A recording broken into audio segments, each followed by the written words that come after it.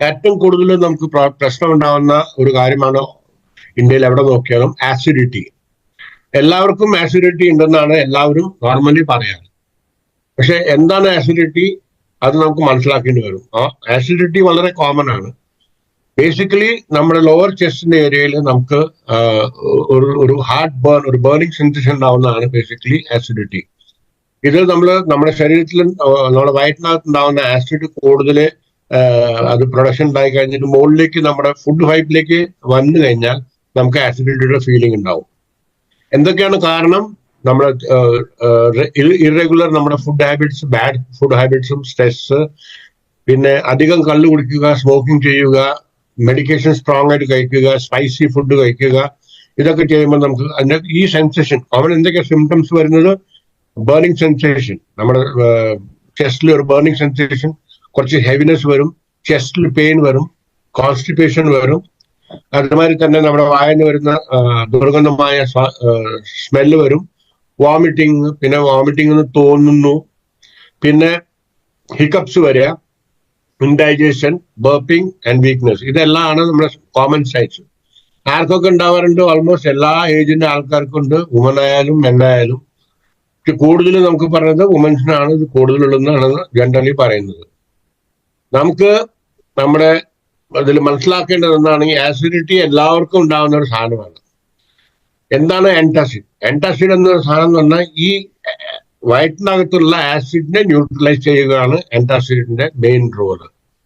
അത് does not work on reducing the excessive production, അതായത് പ്രൊഡക്ഷന്റെ മുകളിലല്ല, പക്ഷെ അതിന്റെ മുകളിൽ ഉണ്ടാകുന്ന അതിനെ ന്യൂട്രലൈസ് ചെയ്യുകയാണ് ഇതിന്റെ പ്രശ്നം. ഇത് ഏതൊക്കെ ഫോമില വരുന്നത്? ലിക്വിഡ് ഫോമിൽ വരും, ച്യൂവബിൾ ടാബ്ലറ്റ്സ് വരും, എഫർവെൻസ് എന്ന് പറഞ്ഞ ബബിൾസ് വരുന്ന ടാബ്ലറ്റ്സ് വരും, ക്യാപ്സൂൾസ് വരും. പക്ഷെ ഏറ്റവും നല്ല ഫോമിൽ നമ്മൾ വരുന്നത് ച്യൂവബിൾ ടാബ്ലറ്റ്സ് ആണ് നമ്മൾ അതിലാ കുറഞ്ഞിരുന്നത്. എന്തൊക്കെയാണ് ഇതിന്റെ സൈഡ് ഇഫക്ട്സ് നോക്കുമ്പോൾ? കാലുമൻ നീര്, മുട്ടുമൻ നീര്, കൈമൻ നീര്, ഗ്യാസ്, ബ്ലച്ചിങ്, ഇതൊക്കെ നമ്മൾ കഴിക്കുന്ന പ്രൊഡക്ട്സിന് മുകളിൽ വരാൻ പോകുന്ന സാധ്യതകൾ. കോൺസ്റ്റിപ്പേഷൻ ഉണ്ടാവുക, ഡയറിയ ഉണ്ടാവുക, ഇങ്ങനത്തെ കിഡ്നി സ്റ്റോൺസ്, ഇങ്ങനത്തെ കാര്യങ്ങൾ ഉണ്ടാവാൻ ചാൻസ് ഉണ്ട്. പക്ഷെ ആയുർവേദത്തിൽ നമ്മൾ കണ്ടുപിടിച്ച ഈ പ്രൊഡക്റ്റില് ആസിഡിറ്റിയുടെ മാനേജ്മെന്റ് വളരെയധികം സുന്ദരമായിട്ട് നമ്മൾ ചെയ്തിട്ടുണ്ട്. ആയുർവേദം വിശ്വസിക്കുന്നത് ആസിഡിറ്റി കുറെ കാര്യങ്ങൾ, അതായത് വെറും നമ്മൾ കഴിക്കുന്ന കാര്യങ്ങളല്ല, വളരെയധികം ഡീപ്പ് ഇംബാലൻസ് ഉണ്ടാകുമ്പോഴാണ്, ബോഡി ഉണ്ടാകുമ്പോഴാണ് ഈ ആസിഡിറ്റി വരുന്നത്. അപ്പൊ ന്യൂട്രലൈസ് ചെയ്യണം എന്താണ്? എക്സസീവ് ആസിഡിനെ ന്യൂട്രലൈസ് ചെയ്യണം. പക്ഷെ ഇതിന്റെ റൂട്ട് കോസ് ആയ എന്താണ് പ്രശ്നങ്ങൾ നമ്മുടെ ശരീരത്തിൽ നടക്കുന്നത്, അതിനെ യൂട്ടിലൈസ് നമുക്ക് ചെയ്യണം. അപ്പൊ ആയുർവേദ പെർസ്പെക്റ്റീവ് നോക്കുകയാണെങ്കിൽ ആംലപിത്ത എന്ന് പറയും. അതായത് നമ്മുടെ ഡൈജസ്റ്റീവ് സിസ്റ്റത്തിന്റെ ഡിസീസ് ആണ് ഈ acidity.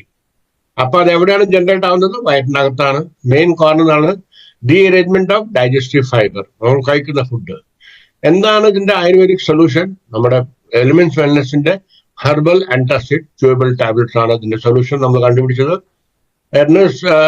Elements wellness solution novel formula, chewable tablet ആണ്. ട്രഡീഷണൽ ആയുർവേദിക് യൂസസിന്റെ മുകളിലാണ് ഉണ്ടാക്കിയിരിക്കുന്നത്. അതിൽ സോഫ്റ്റിന്റെ ഫ്ലേവറിലാണ് ആദ്യമായിട്ട് ഇന്ത്യയിൽ നമ്മൾ ലോഞ്ച് ചെയ്യുന്നത്. ഇത് യൂസ്ഫുൾ അക്യൂട്ട് ആൻഡ് ക്രോണിക് ആസിഡിറ്റിക്കും നമുക്ക് യൂസ് ചെയ്യാൻ പറ്റുന്ന ഒരു പ്രൊഡക്റ്റ് ആണ്.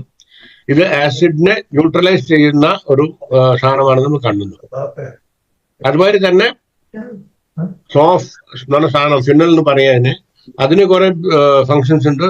ലോ ഡൈജസ്റ്റീവ് ഫയർ കുറയ്ക്കാനും, റെഗുലേറ്റ് ബോഡി ഡൈജഷന് വേണ്ടിയിട്ടും, ആൻറ്റി മൈക്രോബിയൽ ആണ്, ആന്റി ഫംഗൽ ആണ്, ആന്റി ഇൻഫ്ലമേറ്ററി പ്രോപ്പർട്ടീസ് ഉള്ള ഒരു സാധനമാണ്. ഗ്യാസ് ഉണ്ടാക്കുന്നതിന് വേണ്ടി നമുക്ക് പ്രിവെന്റ് ചെയ്യാൻ പറ്റും. എലിമെന്റ്സ് വെൽനെസിന്റെ ഹെർബൽ ആന്റാസിഡിന്റെ മെയിൻ ഇത് കാണുകയാണെങ്കിൽ ക്വിക്ക് റിലീഫ് കിട്ടും മേജർ സിംറ്റംസിന്. അതായത് ബേണിംഗ് സെൻസേഷൻ പെട്ടെന്ന് കുറയും.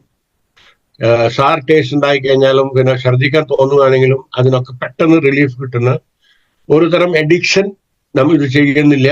കുറെ ടാബ്ലറ്റ്സ് ഉണ്ടാവുന്ന അഡിക്ഷൻ ഇതിലില്ല. ഒരു അക്യൂട്ട് ടോക്സിസിറ്റി ഒന്നുമില്ല.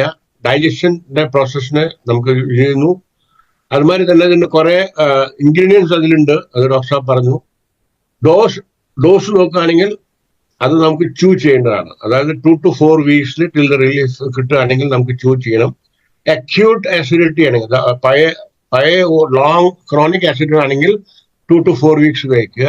അക്യൂട്ട് ആസിഡിറ്റി ആണെങ്കിൽ 1 or 2 1 tablet a day for 1 or 2 weeks നമ്മൾ കഴിക്കുകയാണെങ്കിൽ പ്ലസ് നമുക്ക് അത് നമ്മുടെ ഫിസിഷ്യനോട് ചോദിക്കാം.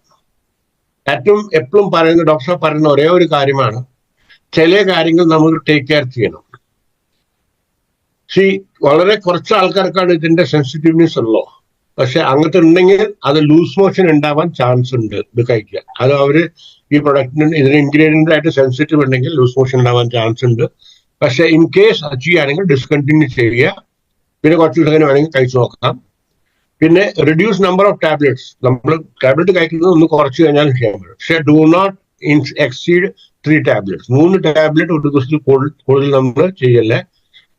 പിന്നെ ഒരു ചെറിയ വാർണിംഗ് ആണ്, എപ്പോഴും ഡോക്ടർ പറയുന്ന ഒരു വാർണിംഗ് ആണ്, ഇത് ഗ്യാസ്ട്രിക് അൾസറിനെ ട്രീറ്റ് ചെയ്യില്ല, ഇറിറ്റബിൾ ബൗൾ സിൻഡ്രോമിനെ ട്രീറ്റ് ചെയ്യില്ല, ക്യാൻസറിനെ ട്രീറ്റ് ചെയ്യില്ല, കോൺസ്റ്റിപ്പേഷനെ നമ്മൾ പൂർണ്ണമായിട്ട് ചെയ്യില്ല, ആൻഡ് ഹാർട്ട് ഡിസീസിനും ഇത് ചെയ്യില്ല എന്നാണ് നമ്മുടെ ഹെർബൽ ആന്റാസിഡിന്റെ ടാബ്ലറ്റ്. അപ്പൊ തെറ്റായിട്ട് പ്രൊമോട്ട് ചെയ്യില്ലെന്നാണ് ആക്ച്വലി ഡോക്ടർ നമുക്ക് പറഞ്ഞു തന്നത്.